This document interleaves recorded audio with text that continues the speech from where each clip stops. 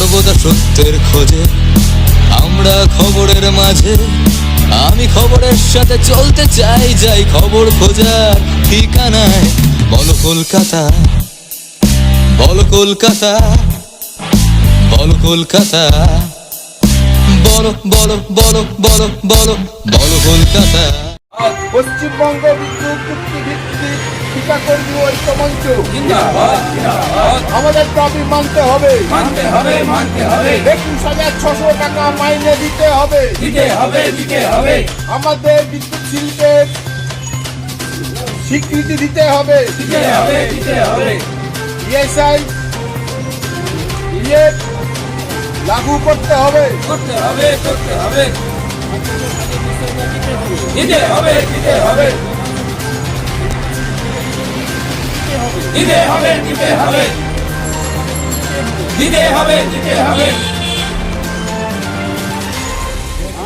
মঞ্চের একজন সদস্য সঞ্জয় বক্সি।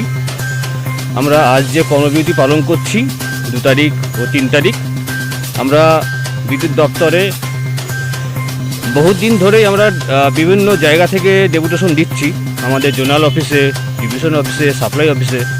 তো এই মতো অবস্থায় আমরা গত ডিসেম্বর 14 তারিখে বিদ্যুৎ ভবনে গেছিলাম। সেইখানে আমরা ডেপুটেশন দিয়েছিলাম দপ্তরে আমরা 15 দিন টাইম দিয়েছিলাম, ওনারা আরও 15 দিন চেয়ে নিয়েছিল। তো আমরা 1 মাস টাইম দেওয়ার পর যখন দেখলাম আমাদের কোনো দপ্তর থেকে কোনো খবর আসলো না ভালো কিছু, তো তারপরে আমরা আবার পুনরায় সারা রাজ্য থেকে সকল কর্মীরা মিলে 22 তারিখে আমরা ডেপুটেশন দিলাম। দেওয়ার পর সেই রাতে ঠিক 9টা সাড়ে 9টার পর থেকে আমাদের কর্মীদের উপরে বিভিন্ন দিক থেকে আঘাত আসে, পুলিশদের লাঠি থেকে শুরু করে বিভিন্ন ধরনের। তো তারপর থেকে আমরা সেদিন আমরা ডিসাইড করলাম যে আমাদের আর কোনো রাস্তা নেই, কারণ আমরা আজ যা পরিস্থিতি দাঁড়িয়েছে আমরা কর্মীগুলোকে চলতে পারছে না, তার জন্য আমরা 2 তারিখ 3 তারিখ বেছে নিয়েছি। তা আজ সারা বাংলা যেটুকু খবর আছে, উত্তরবঙ্গ থেকে দক্ষিণবঙ্গ প্রায় 100% বলা যায় যে কর্মবিরতি পালন হচ্ছে সাপ্লাই, সাবস্টেশন, প্রত্যেকটা জায়গায়। তা আমরা এই আন্দোলন চালিয়ে যাব। দপ্তর যতক্ষণ না আমাদের কথা ভাববে ততক্ষণ আমরা এই আন্দোলন চালিয়ে যাব। 3 তারিখ পর্যন্ত আমাদের টাইম দিয়েছি, তারপরে আমরা রাজ্য কমিটি থেকে সিদ্ধান্ত নেব পরবর্তী কি করা যায়। আর আমাদের যে দাবিগুলো ছিল দপ্তরের কাছে, আমরা বিদ্যুৎ দপ্তরে কাজ করি, ইলেকট্রিকের মতন একটা ভাইটাল একটা কাজে যুক্ত আমরা কর্মীরা, কিন্তু আমরা মাইনা পাই সবাই নির্মাণ শ্রমিকের, যেটা কখনোই প্রাপ্য নয়। তারপর আমরা যে টাকা মাইনা পাই সে টাকা আমার চলতে অসুবিধায়, তাই বলা হয়েছে মহামান্য সুপ্রিম কোর্ট যে রায় দিয়েছে সমকাজে সমবেতন, সেটা তো দিচ্ছে না। আমরা তবু বলেছিলাম যে চলার মতন 21,600 টাকা যাতে আমাদের দেয়, সেটাও আমাদেরকে দিচ্ছে না। তারপর আমাদের কর্মীরা বিভিন্নভাবে নাইটে কাজ করছে, তারা নাইট অ্যালাউন্স পাচ্ছে না, ঠিকঠাক তারা বেতন পাচ্ছে না। আমরা বিভিন্ন দাবি দাওয়া নিয়ে আমরা এই কর্মসূচি বেছে নিয়েছি। আমাদের দেয়ালে পিঠ থেকে গেছে, আমাদের আর কোনো উপায় নেই, তাই বাধ্য হয়ে আমরা এই পথ বেছেছি। এখন আধিকারিকদের কাছে বা বিদ্যুৎ ভবনের কাছে আমাদের অনুরোধ যাতে ওনারা কিছু ভাবনা চিন্তা করে আমাদের জন্য কিছু করে। আমার নাম সঞ্জয় বক্সি, আমি একজন রাজ্য চুক্তিভিত্তিক ঠিকাকর্মী ঐক্য মঞ্চের সদস্য। 21,600 টাকা দিতে হবে। আমরা যে টাকা বেতন পাই এতে আমাদের ভাতের জল গরম পর্যন্ত হয় না। কেউ 7,000, কেউ 8,000, কেউ 9,000। ঠিক আছে, আমরা রোদ, বৃষ্টি, ঝড় সব কিছুর মধ্যে আমরা এগিয়ে পড়ি। আর ডিসিএল কর্তৃপক্ষ বলে কি যে আমরা 75% কাজ করি। তাহলে আমরা কি করি? আমরা মোবাইল ভ্যানের কর্মচারী, আমরা দিন রাত আত্মীয় স্বজন সব কিছু বাদ দিয়ে আমরা প্রত্যেকটা মানুষের ঘরে আলো পৌঁছে দিই। ইভেন আমাদের কোভিড-19 আমাদের জীবন বিপন্ন করে প্রত্যেকটা মানুষের ঘরে আমরা নিজেই জানি না এই বাড়িতে করোনা হয়েছে, সেখানেও গিয়ে আমরা আলো জ্বালিয়ে এসেছি। কর্তৃপক্ষ আমাদের একটাই আবেদন, কোভিড-19-এ আমাকে বলেছে, আমি একটা মাস্ক চাইতে গেছিলাম যার দাম 2 টাকা, সেই মাস্ক পর্যন্ত বলেছে তোমাদের কন্ট্রাক্টর দেবে। এবার আমার আবেদন একটাই, আমাদের সারা ভারতবর্ষের মানুষ দেখুক যে আমরা কতখানি কষ্টের মধ্যে রয়েছি। আমাদের সংসার আজ এর কাছে 500 টাকা ধার করতে হয়, কাল ওর কাছে 200 টাকা ধার করতে হয়, এইভাবে আমাদের সংসার চলছে।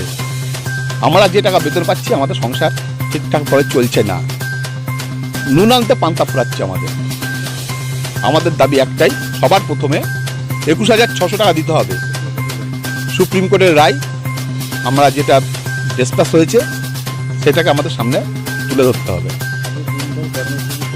আমরা সকাল থেকে দিনভর কর্মসূচি, এখনো পর্যন্ত আধিকারিকরা কোনো সদুত্তর দেয়নি আমাদের। আগামী দিন আমাদের কর্মবিরতি আছে, তারপরও যদি সদুত্তর না পাই আমরা আরো বৃহত্তর আন্দোলনের দিকে পা বাড়াবো। এক কথায় লাগাতার ধর্মঘট। আমরা ইএসআই যে পরিষেবাটা আছে, আমরা জানি ইএসআই পরিষেবা আছে, কিন্তু আমরা ইএসআই পায়ে জুতোর শোল হয়ে যায়, কোনো কার্যকারী হয়। কারো পিএফ আছে, কারো পিএফ নেই। সেই পিএফের নাম্বার যদি থাকেও, অনেক ছেলেরাই আছে আমাদের, সেই নাম্বার ইউএএন যে নাম্বারটা আছে সেটা অনেকেই জানে না এখনো পর্যন্ত। বোনাসও ঠিকঠাক পাই না। আমি শুধু এইটুকুনি আপনাদের কাছে আবেদন, আপনারা আরও বেশি করে স্প্রেড আউট করুন যে আমাদের অর্থনৈতিক অবস্থা কতখানি সংকটজনক। সবথেকে ধরুন রিস্কের কাজ, ওল্ডে উঠে যাচ্ছে, আমাদের যে ছেলেরা কোলের মাথায় কাজ করছে, খাবার নেই, সে টেনশনে নিয়ে কাজে উঠছে। আমরা কাজ করে নেমে আসছি, তারপরেও আমাদের একের পর এক চাপ আসছে। আমরা কাজ সব কিছু হাসি মুখে বরণ করে নিচ্ছি, কিন্তু ডিসিএল কর্তৃপক্ষ তাদের একটাই পড়া, বলে যে আমরা 75% কাজ করে যাচ্ছি। তাহলে আমরা কি করি? আমার বক্তব্য একটাই, বাইরের লোক। আমরা কি বাইরের লোক? আমরা তো একটা ঠিকাদারের শ্রমিক। আমরা জানাচ্ছি সরকার পক্ষ এবং বিদ্যুৎ আধিকারিকের কাছে। এখনো পর্যন্ত আমাদের সন্ধ্যে 6টা বাজে, এখনো পর্যন্ত কোনো সদুত্তর আমরা পাইনি।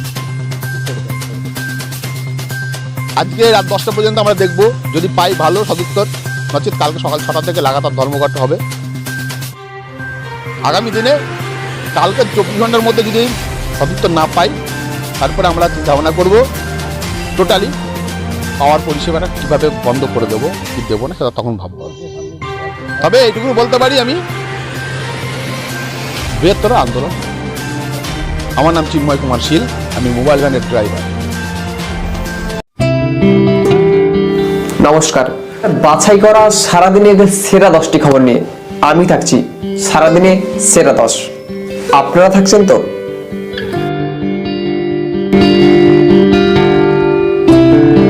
সমস্ত অজানা খবরের আপডেট পেতে আমাদের ইউটিউব চ্যানেলটি সাবস্ক্রাইব করুন এবং পাশে থাকা বেল আইকনটি প্রেস করুন।